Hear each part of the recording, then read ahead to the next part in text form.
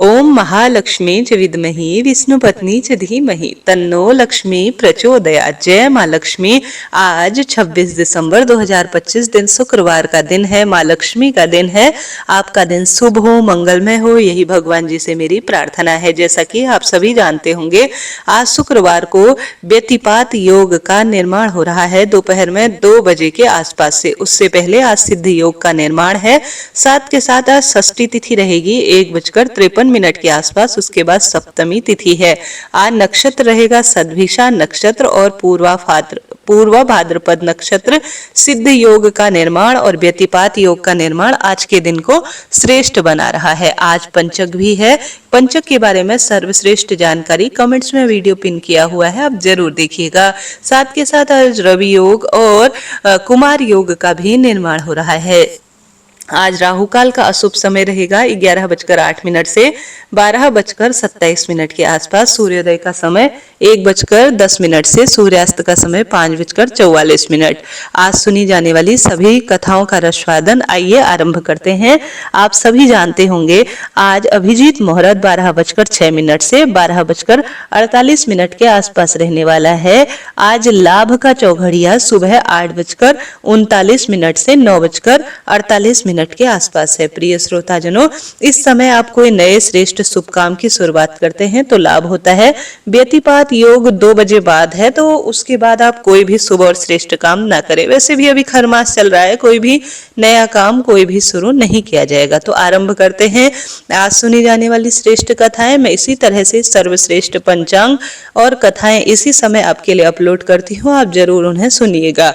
आइए सबसे पहले एक महालक्ष्मी की कथा सुनते हैं, उसके बाद दूसरी एक महालक्ष्मी की कथा सुनेंगे जो कि आज के दिन सुनी जाती है, और उसके बाद हम सभी श्रवण करेंगे सर्वश्रेष्ठ पद्म पुराण में वर्णित महालक्ष्मी और श्री नारायण की कथा, जो कि स्वयं महादेव कह रहे हैं। आरंभ करते हैं। सबसे पहले हम इस पावन पवित्र महीने में नित्यनेम से यह कथा सुननी चाहिए। इससे अन्न धन के भंडार भरे रहते हैं। इसे शुक्रवार के दिन सुना जाए तो लाभ तो होता ही है। कथा अनुसार एक समय की बात है, एक सेठ जी थे। उनके घर में पीढ़ियों से धन प्रचुर मात्रा में था और वह अथाह धन के स्वामी थे, परंतु लक्ष्मी जी का स्वभाव तो चंचल है। आज यहाँ तो कल वहां। जब उनका मन सेठ जी के घर से भर गया तो वह किसी दूसरे के घर जाने के लिए लालायित हो गई। एक रात लक्ष्मी जी सेठ जी के स्वप्न में आती हैं। सेठ जी ने देखा लाल कपड़ों में सजी धजी सुंदर स्त्री उनके घर से बाहर जा रही हैं। सेठ जी ने उनसे पूछा, हे देवी, आप कौन हैं? मेरे घर आप कब आई और अब कहाँ हमारा घर छोड़कर जा रही हैं? मेरे घर आप कब से आई हैं और हमारा घर छोड़कर भला आप क्यों जा रही हैं? माता बोली, मैं तुम्हारे घर में वैभव लक्ष्मी रूप में थी, कई पीढ़ियों से तुम्हारे घर में निवास करती थी। अब मेरा यहाँ मन उब गया है, अब मेरा यहाँ समय समाप्त हो गया है, इसलिए मैं यह घर छोड़कर जा रही हूँ। परंतु तुम पर मैं अत्यंत प्रसन्न हूँ, क्योंकि जितने समय मैं तुम्हारे पास रही तुमने सदा मेरा सदुपयोग किया, संतों को घर में आमंत्रित किया, उनकी सेवा की, गरीबों को भोजन कराया, धर्मात्मा हेतु कुएं बनवाए, गौशाला और प्याऊ बनवाया, कुंवारी लड़कियों के तुमने विवाह कराए, तथा तुम कथा और भागवत भी बहुत सुंदर रूप में कराते थे। साथ ही अतिथियों का सत्कार भी किया करते थे, इसलिए मैं तुमसे खूब प्रसन्न हूँ। अब जाते समय मैं तुम्हें वरदान देती हूँ, तो तुम जो चाहते हो तुम मुझसे मांग लो।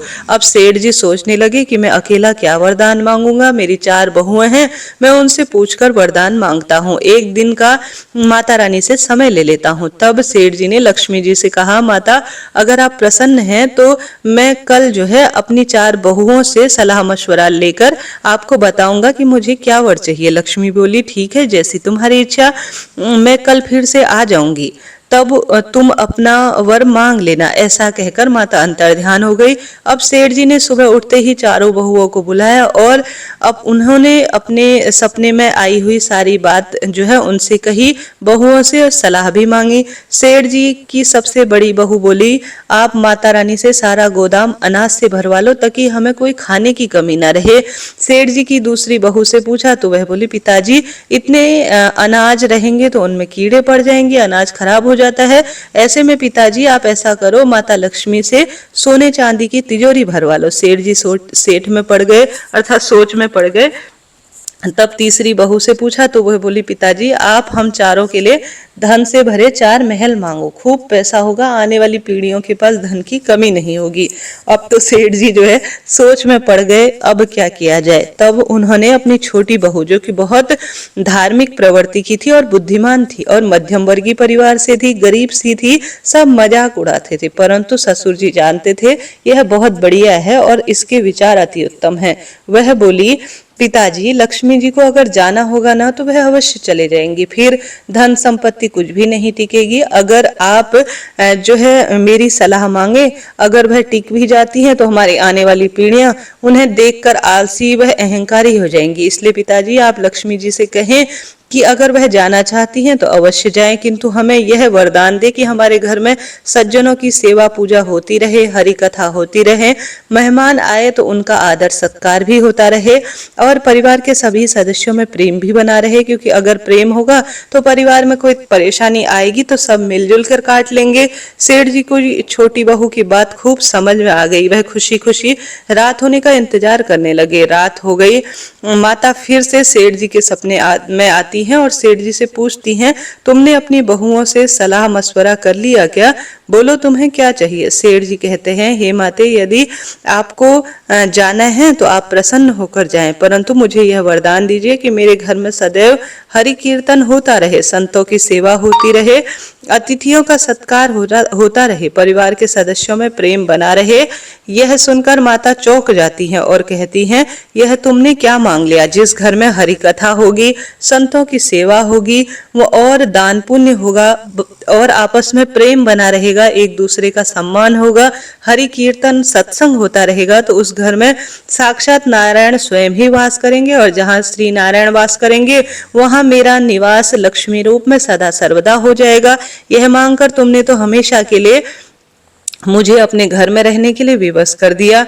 ऐसा कहकर सेठ जी लक्ष्मी जी सेठ जी के घर में फिर से स्थायी रूप से वास करने लगी। हे माता लक्ष्मी, जैसे सेठ जी के घर में आप हमेशा के लिए विराजमान रहो गई, उसी प्रकार इस कहानी को कहने वाले, सुनने वाले, जयकारा करने वालों के घर में हमेशा वास करना। प्रेम से बोलिए लक्ष्मी माता की जय। प्रिय श्रोताजनों, इस तरह से यह लक्ष्मी माता की आज सुनी जाने वाली सर्वश्रेष्ठ कथा, जो कि वैभव लक्ष्मी कथा के रूप में कही जाती है। अब शुक्रवार माता लक्ष्मी वैभव लक्ष्मी व्रत की कथा का भी श्रवण कर लेते हैं। जैसे कि शुक्रवार का दिन वैभव लक्ष्मी से जुड़ा जाना जाता है और इस दिन वैभव लक्ष्मी व्रत भी किया जाता है और कथा पढ़ी जाती है तो इसका अनंत गुना लाभ मिलता है। शास्त्रों में कहा जाता है, अगर आप सभी कथाएं पढ़ नहीं सकते तो श्रवण कर लेते हैं ना, तो पढ़ने बराबर आपको वेद शास्त्रों का सुंदर फल मिल जाता है। तो वैभव लक्ष्मी शुक्रवार व्रत कथा के अनुसार एक शहर में बहुत से लोग रहा करते थे। सभी अपने अपने कामों में लगे रहते थे, किसी की कोई परवाह नहीं थी। भजन कीर्तन, भक्ति, दया, भावना, परोपकार जैसे संस्कार अब कम ही हो गए थे। शहर में बुराइयां बढ़ गई थी। शराब, जुआ, व्यापार, चोर, डकैती वगैरह बहुत से गुनाह जो है शहर में रोज होने लग गए थे। इसके बावजूद शहर में कुछ अच्छे लोग भी थे। ऐसे में ही एक शीला नाम की जो पत्नी थी, अर्थात अपने पति की गृहस्थी के काम में लगी रहती थी। शीला बहुत धार्मिक प्रवृत्ति की थी और संतोषी स्वभाव की थी। उसका पति भी विवेकी और सुशील था। शीला और उसका पति कभी किसी की बुराई नहीं करते थे और प्रभु भजन में अच्छी तरह से समय व्यतीत करते थे। शहर के लोग उनकी गृहस्थी की सराहना करते थे। देखते ही देखते समय बदला। शीला का पति बुरे लोगों की दोस्ती में पड़ गया और वह जल्द ही करोड़पति बनने के ख्वाब देखने लगा। इसलिए वह गलत रास्ते पर चल पड़ा। उसके भेंट स्वरूप वह रोडपति बन गया, यानी रास्ते में भटकने लगा। भिखारी जैसी उसकी हालत हो गई। शराब, जुआ और बुरी आदतों ने शीला के पति को भी फंसा लिया। दोस्तों के साथ उसे भी शराब की लत लग गई। इस प्रकार उसने अपना सब कुछ उस जुए में गवा दिया। शीला को पति के बर्ताव से बहुत दुख हुआ, किंतु वह भगवान पर भरोसा कर सब कुछ सहन करती थी। वह अपना अधिकांश समय प्रभु भक्ति में बिताने लगी। अचानक एक दिन दोपहर को उनके द्वार पर किसी ने दस्तक दी। शीला ने दरवाजा खोला देखा एक बुढ़िया माता खड़ी है, उनके चेहरे पर एक अलौकिक तेज है, उनकी आंखों में मानो अमृत बह रहा है, उनका भव्य चेहरा करुणा और प्यार से झलक रहा है। उनको देखते ही शीला के मन में अपार शांति हुई। शीला के रोम रोम आनंद से छा गए। शीला उस माजी के आदर के साथ घर के अंदर माता को ले गई। घर में बैठाने के लिए कुछ भी नहीं था, अतः शीला ने सकुचाकर एक फटी हुई चद्दर में उनको बैठा दिया। बोली माँ जी बोली, क्यों शीला, मुझे नहीं पहचाना? हर शुक्रवार को लक्ष्मी जी के मंदिर में भजन कीर्तन समय में मैं वहीं तो आती हूँ। इसके बावजूद शीला कुछ समझ नहीं पाई। फिर माँ जी बोली, तुम बहुत दिनों से मंदिर नहीं आई, अतः मैं तुम्हें देखने चली आई। माँ जी के अति प्रेम भरे शब्दों से शीला का हृदय पिघल गया, उनकी आंखों में आंसू आ गए और वह बिलख बिलख कर रोने लगी।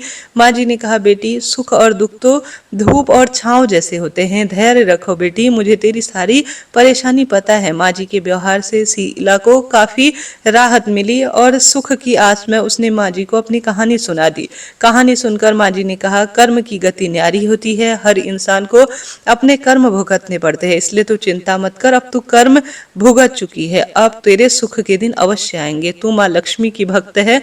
मैं लक्ष्मी जी तो प्रेम और करुणा की अवतार है, वह भक्तों को हमेशा अपने मातृत्व में रखती है, इसलिए तू धैर्य रखकर माँ लक्ष्मी के व्रत कर, इससे सब कुछ ठीक हो जाएगा। शीला ने पूछा, माँ जी उस व्रत की सारी विधि बताइए। माँ जी ने कहा, बेटी, माँ लक्ष्मी का व्रत बहुत सरल है, उसे वरद लक्ष्मी व्रत या वैभव लक्ष्मी व्रत कहा जाता है। यह व्रत करने वाले की सब मनोकामना पूर्ण हो जाती है, वह सुख संपत्ति और यश प्राप्त करता है। शीला यह सुनकर आनंदित हो गई। शीला ने संकल्प करके जो है आंखें खोली तो सामने कोई भी नहीं था। वह चमत्कारी रूप से माता आश्चर्य रूप से गायब हो गई और वह माता कहाँ गई जो है शीला कहने लगी। शीला को तत्काल समझते देर नहीं लगी कि माँ जी और कोई नहीं, साक्षात माँ लक्ष्मी थी। दूसरे शुक्रवार को सवेरे उठकर शीला ने जल्दी से स्वच्छ कपड़े पहने। शीला ने माँ जी द्वारा बताई गई विधि से पूरे मन से व्रत किया। आखिरी में प्रसाद वितरित हुआ। यह प्रसाद सबसे पहले पति ने खाया। प्रसाद खाते ही पति के स्वभाव ने फर्क आ गया। उस दिन से वह शीला को किसी भी स्वरूप में मारा नहीं और बड़े प्रेम पूर्वक से उससे बात करने लगा और उसने अपनी पत्नी की बात को भी मानना शुरू कर दिया और वह पत्नी को सताने बिल्कुल भी नहीं लगा। शीला को बहुत आनंद हुआ। उसके मन में वैभव लक्ष्मी व्रत के लिए खूब श्रद्धा बढ़ गई। शीला के पूर्ण श्रद्धा भाव से 21 शुक्रवार तक वैभव लक्ष्मी व्रत किया। 21वें शुक्रवार को माँ जी के कहे अनुसार उद्यापन करके 7 स्त्रियों को वैभव लक्ष्मी व्रत की 7 पुस्तकें उपहार में दी।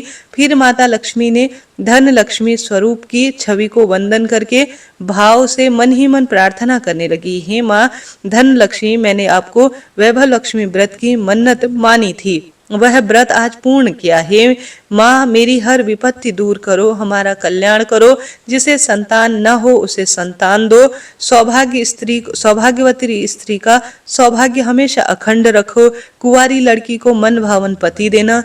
जो आपका यह चमत्कारी महालक्ष्मी व्रत करे उसकी सब वैभव जो है विपत्ति को दूर करो और सदा सर्वदा सुख संपदा वैभव का वरदान दो, सभी को सुखी करना। हे माँ, आपकी महिमा अपरंपार है। ऐसा बोलकर लक्ष्मी जी धन लक्ष्मी स्वरूप की छवि को उसने प्रणाम किया। व्रत के प्रभाव से शीला का पति बहुत अच्छा आदमी बन गया और कड़ी मेहनत कर व्यवसाय करने लगा और व्यवसाय में उसे सुंदर रूप में लाभ भी हुआ। उस व्यवसाय के सुंदर लाभ के प्रभाव से उसने शीला के गिरवी रखे गहने छुड़ा लिए। घर में धन की बाढ़ सी आ गई। घर में पहले जैसी सुख शांति छा गई। वैभव लक्ष्मी व्रत का प्रभाव देखकर मोहल्ले की सभी स्त्रियां भी खुशी खुशी विधि पूर्वक महालक्ष्मी व्रत करने लगी। आप सभी भी सुंदर रूप में मेरे साथ प्रेम से बोलिए, वैभव लक्ष्मी की जय, महालक्ष्मी की जय, संतान लक्ष्मी की जय, वर लक्ष्मी की जय। आप सभी को आज वैभव लक्ष्मी व्रत की हार्दिक शुभकामनाएं। प्रिय श्रोताजनों, इस तरह से यह जो व्रत करता है उसके जीवन में उसको सब सुख स्वतः ही प्राप्त हो जाता है। जो भी भक्त इस कथा को सुन रहे हैं, हे महाप्रभु उनके जीवन में खूब सारी खुशियां देना। प्रिय श्रोताजनों, यह तो 2 कथा मैंने आपको श्रवण कराई जो कि सुंदर रूप में आज महालक्ष्मी की थी। अब आइए हम सभी पद्म पुराण में वर्णित जो कथा हम श्रवण कर रहे हैं उनका आनंद ले लेते हैं। जैसा मैंने आपको बताया, शास्त्रों में कहा गया है कि अगर आप शास्त्रों में लिखी हुई बात पढ़ भी नहीं सकते, सिर्फ उन्हें श्रवण कर लेते हैं, तो आपको पढ़ने के समान ही सुंदर फल मिलता है। और इस कलयुग में तो जितना हो भगवान का सुमिरन करना चाहिए। शास्त्रों में कहा जाता है, कलयुग केवल नाम आधारा, सुमरि सुमरि नर उतर ही पारा। और यह अर्थात कलयुग में सिर्फ भगवत नाम का स्मरण करने से, जाप करने से और जितना संभव हो भगवत चिंतन करने से इस कलयुग रूपी भव सागर को हम पार कर सकते हैं। तो क्यों ना इस सुंदर श्रेष्ठ जो शास्त्रों में लिखी गई बात है उसका श्रवण कर लिया जाए। तो भगवान का सुमिरन करते हुए कमेंट्स बॉक्स में आप आज महालक्ष्मी की जय या श्री नारायण भगवान की जय जरूर लिखिएगा। वीडियो उपयोगी रहती हैं तो लाइक करें, शेयर करें और सब्सक्राइब करें। इसी तरह मैं सुबह सुबह भगवत चिंतन की बात आपको बतलाती हूँ, बस आप श्रवण करिएगा और ज्यादा से ज्यादा वीडियो को शेयर करें।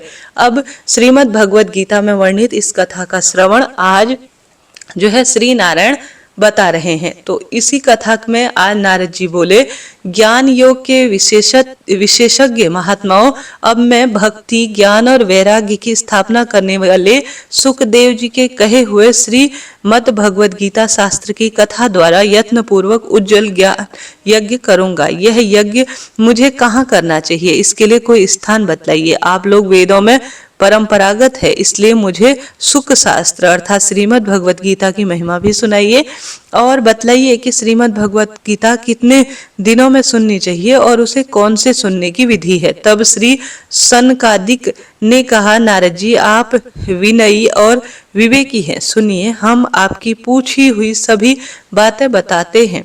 हरिहर के समीप एक आनंद नामक घाट है, वहां अनेक ऋषि मुनि रहते हैं तथा देवता और सिद्ध लोग भी उनका सेवन करते हैं। नाना प्रकार के वृक्षों और लताओं से वह स्थान व्याप्त है। वहां नूतन एवं कोमल बालू बिछी हुई है। वह घाट बड़ा ही सुरम्य और एकांत प्रदेश है। सुवर्णमय कमल उसकी शोभा बढ़ाया करते हैं। उनके आसपास रहने वाले जीवों के मन में वैर का भाव नहीं ठहर पाता। वहां अधिक समारोह के बिना ही आपको ज्ञान यज्ञ का अनुष्ठान करना चाहिए। उस स्थान पर जो कथा होगी उनका एक अमूल्य रस मिलेगा। भक्ति भी निर्बल और जरा जीर्ण वाले अपने दोनों पुत्रों के आगे करके वही आ जाएगी, क्योंकि जहाँ श्रीमद् भगवत कथा होती है वहाँ ये भक्ति आदि स्वतः पहुंच जाते हैं। वहाँ कानों में कथा का रसामृत पढ़ने से यह तीनों तरुण हो जाएंगे। ऐसा कहकर देवर्षि नारद जी के साथ सोनक आदि भागवत कथा रूपी अमृत पार करने के लिए शीघ्र ही हरिद्वार में गंगा जी के तट पर आ गए। जिस समय वे वहां तट पर पहुंचे, भूलोक, देवलोक तथा ब्रह्मलोक में सब जगह इस कथा का शोर होने लगा। रसिक भक्ति श्री भगवत अमृतमय पान करने के लिए सबसे पहले दौड़े दौड़े आए। भृगु, वशिष्ठ, च्यवन और गौतम, मेधातिथि, देवल, देवरात, परशुराम, विश्वामित्र, शाकल, मार्कंडेय, दत्तात्रेय, पिपलाद, योगेश्वर, व्यास और पराशर, श्रीमान, छायासुख, जाजली और जहनु, यह सभी प्रधान मुनिगण अपने पुत्र, मित्र, स्त्रियों के साथ बड़े प्रेम से वहां आए। इनके सिवा वेद, वेदांतर, मंत्र, तंत्र, 17 पुराण और 6 शास्त्र भी वहां मूर्तिमान होकर स्थापित हो गए। गंगा आदि नदियां, पुष्कर आदि सरोवर, समस्त क्षेत्र, समस्त दिशाएं, दंडक आदि वन, नाग आदि गण, देव, गंधर्व और किन्नर सभी कथा सुनने के लिए चले आए। जो लोग अपने आप को बड़ा मानने के कारण संकोचवश वहां नहीं पहुंच पाए, उन्हें महर्षि भृगु समझा बुझा कर ले आए। इसके उपरांत कथा सुनने के लिए दीक्षा ग्रहण लेने पर श्री कृष्ण पारायण सनकादि जो है नारद जी के दिए हुए उत्तम आसन पर विराजित हुए। उस समय सभी श्रोताओं को उनके मस्तक पर झुकाया श्रोताओं में वैष्णव, विरक्त, सन्यासी और ब्रह्मचारी यह सबसे आगे बैठे और उनके भी आगे देवर्षि नारद विराजमान हुए और एक ओर ऋषि बैठे थे और दूसरी ओर देवता। वेदों और उपनिषदों का अलग आसन था। एक ओर तीर्थ विराजमान हुए, दूसरी ओर स्त्रियां। उस समय सब ओर जय जयकार, नमस्कार और शंखों के शब्द होने लगे। अबीर, गुलाल आदि चूर्ण, खिल और फूलों की खूब वर्षा हुई। कितने ही देवेश्वर विमान पर बैठकर वहां उपस्थित हुए। सब लोगों पर कल्प वृक्ष के फूलों की वर्षा करने लगे। इस समय जब पूजा समाप्त हुई और सब लोग एकाग्र चित्त होकर बैठ गए, तब सनकादिक मुनि महात्मा नारद को श्रीमद् भागवत का महत्व स्पष्ट करने के लिए बतलाने लगे। श्री सनकादिक ने नारद जी, अब हम आपसे इस भगवत शास्त्र की महिमा का वर्णन करते हैं। इसको सुनने मात्र से मुक्ति हाथ लग जाती है। श्रीमद् भगवत की कथा का सदा ही सेवन करना चाहिए। इससे श्रवण मात्र से मुक्ति रत्न की प्राप्ति होती है। यह ग्रंथ 18,000 श्लोकों का है। इसमें 12 स्कंद है। यह राजा परीक्षित और श्री सुखदेव मुनियों का संवाद रूप है। हम इस श्रीमद् भगवत गीता भगवत को सुनाते हैं। अब ध्यान से सुने। जीव तभी तक अज्ञानवश इस संसार चक्र से भटकता है जब तक कि क्षण भर के लिए वह श्रीमद् भगवत कथा उसके कान में नहीं पड़ती है। बहुत से शास्त्रों और पुराणों के सुनने का लाभ, इसमें तो भ्रम ही बढ़ता जाता है। भागवत शास्त्र अकेला ही मोक्ष देने के लिए गरज रहा है। जिस घर में प्रतिदिन श्रीमद् भगवत गीता की कथा होती है, वह घर तीर्थ के रूप में हो जाता है। जो लोग उसमें निवास करते हैं, उनके पापों का यह नाश कर देती है। सहस्त्रों अश्वमेध और करोड़ों वाजपेयी यज्ञ भी इस श्रीमद् भगवत गीता की कथा का 16वां अंश भी नहीं हो सकते। तपोधन मनुष्य जब तक श्रीमद् भगवत गीता कथा का भली भांति श्रवण नहीं करते, तब तक उनके शरीर में पाप ठहर नहीं सकते। गंगा, गया, काशी, पुष्कर और प्रयाग यह श्रीमद् भगवत कथा के फल की बराबरी नहीं कर सकते। ओमकार, गायत्री मंत्र, पुरुषोत्तम, श्रुक, साम और यजु यह तीनों वेद श्रीमद् भगवत गीता के ओम नमो भगवते वासुदेवाय यह द्वादक्षर मंत्र, 12 मूर्तियों वाले सूर्य, प्रयाग, संवत्सर, काल, ब्राह्मण, अग्निहोत्र, गौ, द्वादशी तिथि, तुलसी, बसंत ऋतु और भगवान पुरुषोत्तम, इन सब विद्वान पुरुष वस्तुतः जो अंतर नहीं मानते, जो मनुष्य प्रतिदिन श्रीमद् भगवत शास्त्र का अर्थ सहित पाठ करते हैं, उनके करोड़ों जन्मों में किए हुए पाप का नाश हो जाता है। इसमें तनिक भी संदेह नहीं है।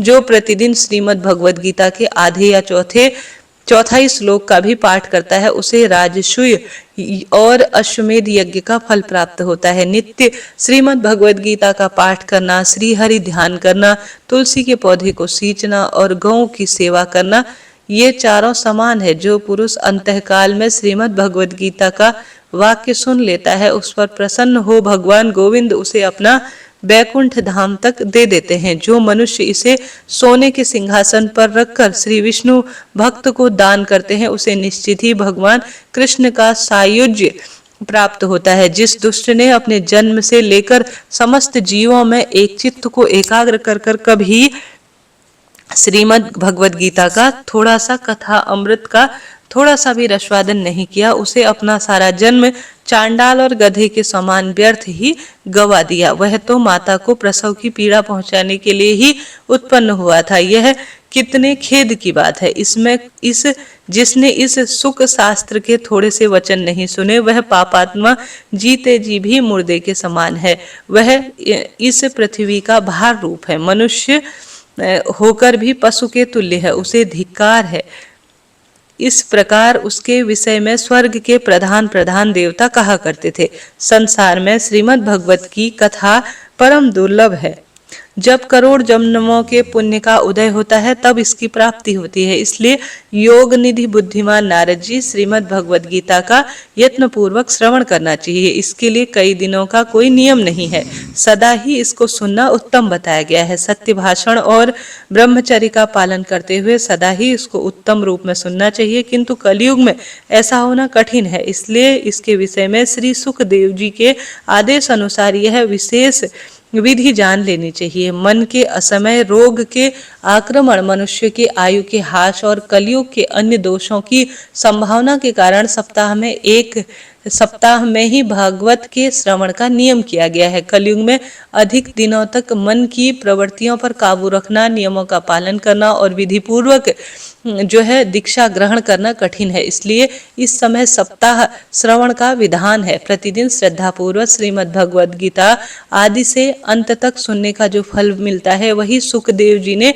सप्ताह श्रवण में भी बताया है। तपस्या, योग और समाधि से भी जिन फलों की प्राप्ति असंभव है वह श्रीमद् भगवद गीता का सप्ताह श्रवण करने से अनायास ही मिल जाता है। सप्ताह श्रवण यज्ञ से भी बढ़कर अपने महत्व की घोषणा करता है, व्रत से भी अधिक होने का दावा करता है, तपस्या से भी श्रेष्ठ होने की गर्जना करता है और तीर्थ से तो यह सदा ही बढ़कर है। इतना ही नहीं, सप्ताह श्रवण योग से भी बढ़कर है, ध्यान और ज्ञान से भी बड़ा चढ़ा हुआ है। कहाँ तक इसकी विशेषता का वर्णन करे? अरे यह तो सबसे बढ़ और चढ़कर है।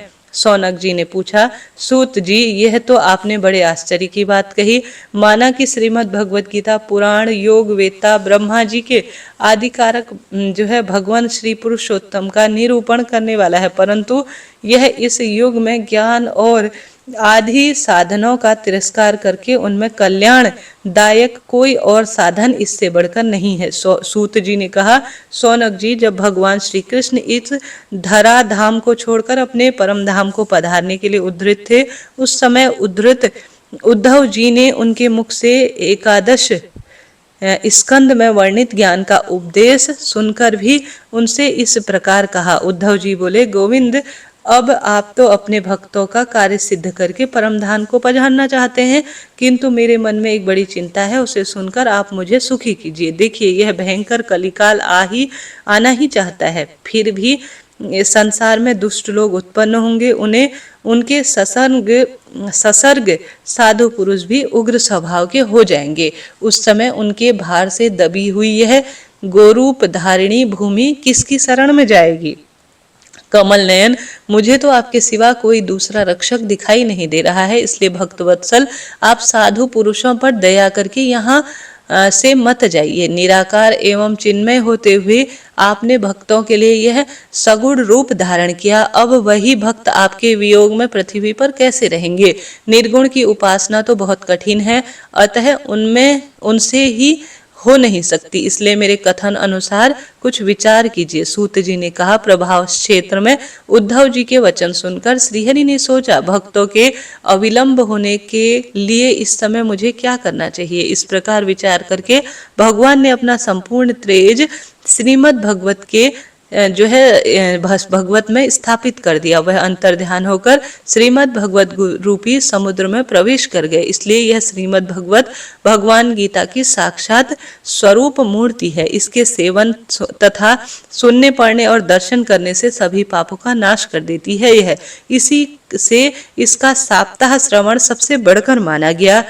कलयुग में अन्य साधनों को छोड़कर इसी को प्रधान धर्म बताया गया है। दुख, दारिद्रता, दुर्भाग्य और पापों को धोने के लिए तथा काम और क्रोध को काबू करने के लिए कलिकाल में यही प्रधान धर्म कहा गया है। अन्यथा भगवान विष्णु की माया से पिंड छुड़ाना देवताओं के लिए भी कठिन है, फिर मनुष्य तो उसे छोड़ ही कैसे सकता है? अतः उसमें छुटकारा पाने के लिए भी सप्ताह जो है श्रवण का विधान बताया है। सौनक जी, जब सनकादिक ऋषि इस प्रकार सप्ताह श्रवण की महान महिमा का वर्णन कर रहे थे, उस समय सभा में एक बड़े आश्चर्य की बात हुई, उसे बतलाता हूँ, सुनिए। प्रेम रूपा भक्ति तरुण अवस्था में प्राप्त हुए अपने दोनों पुत्रों को साथ लेकर सहसा वहां प्रकट हुई।